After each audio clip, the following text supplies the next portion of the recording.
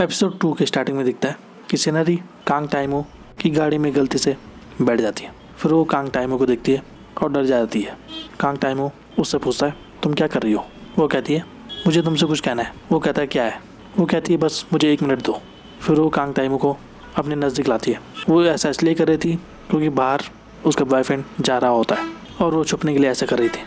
वो कहता है, पहले तुमने कहा था कि तुम कभी भी मेरा चेहरा देखना नहीं चाहती, तो तुम अभी क्या कर रही हो? फिर वो कांग टाइमो को छोड़ देती है और कहती है, मैं तुम्हारा चेहरा कभी नहीं देखना चाहती, लेकिन मुझे भी तुमसे शादी करने में बिल्कुल भी दिलचस्पी नहीं है, इसलिए मैं यहाँ आई कि तुम मुझे कभी भी फ़ोन मत करना।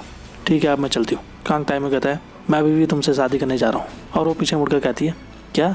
वो कहता है, मुझे बताओ तुम मुझसे शादी क्यों नहीं करना चाहती? वो कहती है, मुझे तुम्हारी हर बात अच्छी नहीं लगती, मुझे पसंद नहीं है तुम्हारी वो अजीब हरकतें और तुम्हारा चेहरा अजीब दिखता है। फिर वो वहाँ से चले आती है। फिर रात को सिनहरी और उसके दोस्त यांग सियो खूब दारू पीते हैं और चिकन खाते हैं। और सुबह दोनों जब अपने रूम पे होते हैं सोए हुए नशे में, और वहाँ कमरे के अंदर बहुत सारी केन होती है दारू की। फिर कमरे में उसकी माँ और उसका भाई आता है और वो उनको देखकर हैरान हो जाती है और वो कहती है, कल रात शराब पीकर घर आने के बाद उन्होंने और भी शराब पी।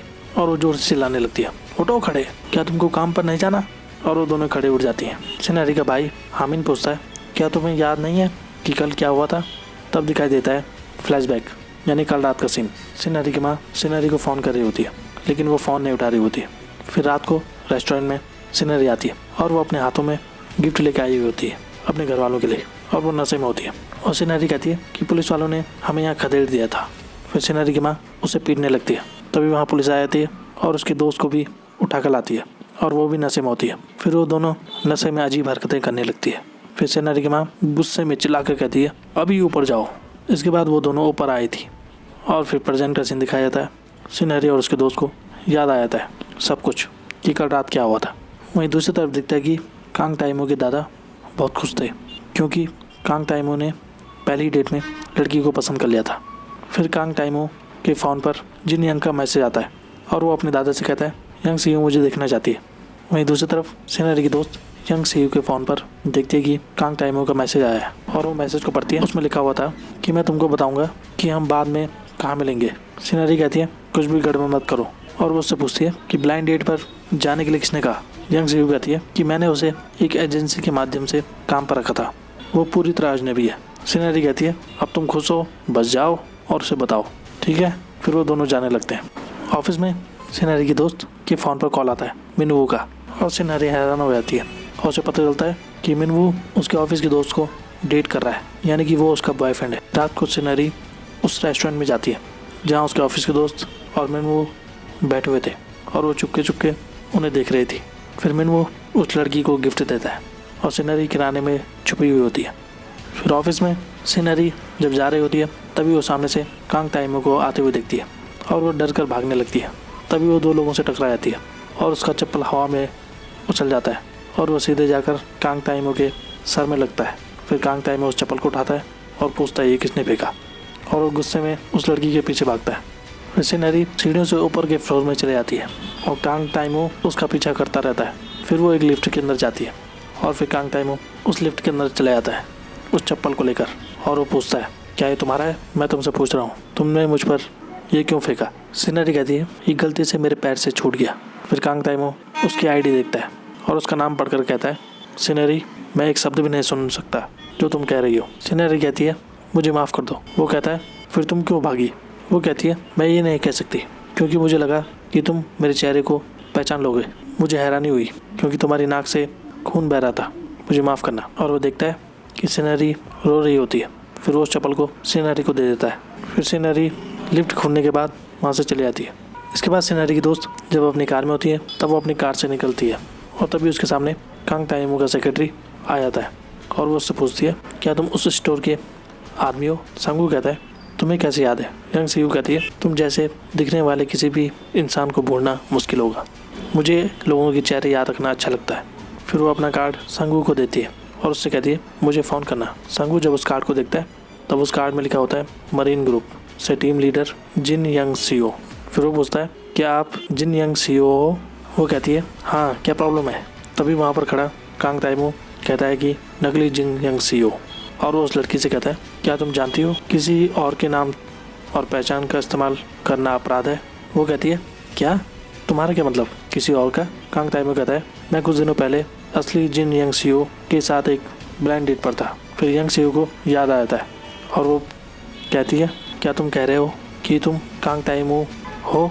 फिर यंग सीईओ कांग ताइमो के साथ रेस्टोरेंट में जाती है। कांग ताइमो यंग सीईओ से कहता है कि सिनरी कौन है? नकली जिन यंग सीईओ जो मेरे साथ ब्लाइंड डेट पर गई थी। यंग सीईओ कहती है, मैंने उसे एक्टिंग करने के लिए कहा था, एक एजेंसी के माध्यम से काम पर रखा था और मुझे नहीं पता, मैं उसका चेहरा या नाम नहीं जानती, वह पूरी तरह अजनबी है। वो कहता है, एक पूरी तरह अजनबी? लेकिन वो लड़की जिस बैग को डेट पर लेकर आई थी वो बिल्कुल वैसा लग रहा था जैसा तुम्हारे पास है। यंग सीईओ कहती है, ऐसा नहीं हो सकता, वो हर्ष लॉरेंट था और ये सेंट लॉरेंट है, दोनों कंपनियां अलग है। फिर वो कहता है, मुझे लगा कि वो पूरी तरह से अजनबी है और यहाँ पर यंग सीईओ झूठ में पकड़ी जाती है। फिर वो कहता है, मेरे परिवार वाले तुमसे बहुत नाराज होंगे जब उन्हें पता चलेगा कि तुम क्या कर रही हो। यंग सीईओ कहती है, क्या तुम पूरी सच्चाई बताने जा रहे हो? क्या तुम ये नहीं कह सकते कि एक बार हमने एक दूसरे को फिर से देखा, वो बात नहीं बनी और हमने शादी नहीं करने का फैसला किया है? कांग ताइमो कहता है, फिर उससे पहले उसे यहाँ लाओ। और वहीं रात को कांग ताइमो जब अपने दोस्त के साथ होता है तब वो कहता है कि जिस लड़की से मैं ब्लाइंड डेट पर मिला था वो नकली जिन यंग सीईओ थी। उसने मेरा समय बर्बाद किया और उसने मुझे बुरा भला कहा, मैं अपना बदला जरूर लूँगा।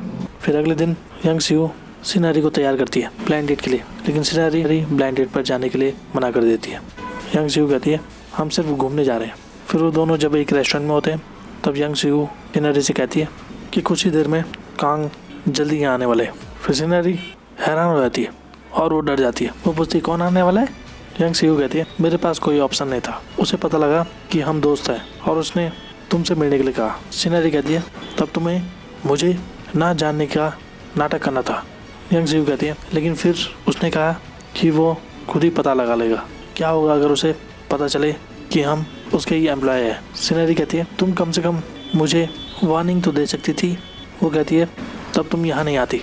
वैसे भी वो सोचता है कि तुम उसे माफ़ कर दोगी, बस इतना कहना कि तुम्हें बहुत अफसोस है और मैं अभी जा रही हूँ। फिर वो उसे बैग पकड़ाती है और वो वहाँ से चले जाती है। फिर सिनरी जैसे ही भागने लगती है तभी वो देखती है कि कांग ताइमो वहाँ आ चुका है।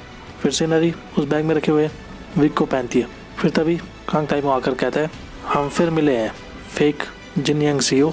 उसके बाद वो पूछता है सिनरी से कि तुम फ्राइड चिकन शॉप में काम करती हो? मैं बस कॉल और चेक कर सकता हूँ। फिर सिनरी कहती है, मेरी फैमिली एक फ्राइड चिकन शॉप को चलाती है। वो पूछता है, कितना? सिनरी कहती है, सादा तला हुआ चिकन 15,000 रुपये जीता है और मसालेदार चिकन 17,000 रुपये जीता है। वो कहता है, मैं इसकी बात नहीं कर रहा हूँ, तुमको जिन यंग सीईओ का भेष बदलने के लिए कितना रुपये मिला था? सिनरी कहती है, मैं उससे कहती रही कि मैं ये नहीं कर सकती, लेकिन फिर भी वो मुझसे कहती रही, वहाँ मुझे जीते हुए 8 लाख रुपए देगी। फिर वो कहता है, तुमने मुझे 8 लाख जीत के लिए घोटाला करने की कोशिश की और तुमने दूसरी लड़की होने का नाटक किया। आपने जानबूझकर किसी के कीमती वक्त को बर्बाद किया अपने फ़ायदे के लिए। ये घोटाला नहीं तो क्या है? वो कहती, मुझे माफ़ कर दो, मुझे तुरंत पैसों की ज़रूरत थी और नौकरी से मुझे उतने रुपए नहीं मिलते। फिर वो कहता है, मैंने सोचा था कि तुम सिर्फ एक स्कैमर थी, लेकिन तुम्हारे पास नौकरी भी है। फिर वो पूछता है, तुम्हारा असली नाम क्या है? फिर सिनरी अपना झूठा नाम उसे बताती है, सिन गम हुई, और वो उसके नाम को अपने फ़ोन पे सेव कर देता है। फिर घर पर कांग ताइमो अपने दादा को बताता है कि मैंने जिन यंग सीईओ से शादी नहीं करने का फैसला किया। उसके दादा कहते हैं, तुम ये कैसे कर सकते हो? फिर कांग ताइमो कहता है, बस ऐसा ही हुआ, आप फिर से इस बात को दोबारा ना दोहराएं। इसके बाद दिखता है कि सिनरी जब रात को यंग सीईओ का फ़ोन मिला रही होती है तो यंग सीईओ ने अपना फ़ोन बंद कर दिया था। फिर तभी वो यंग सीईओ को सड़क पर देखती है।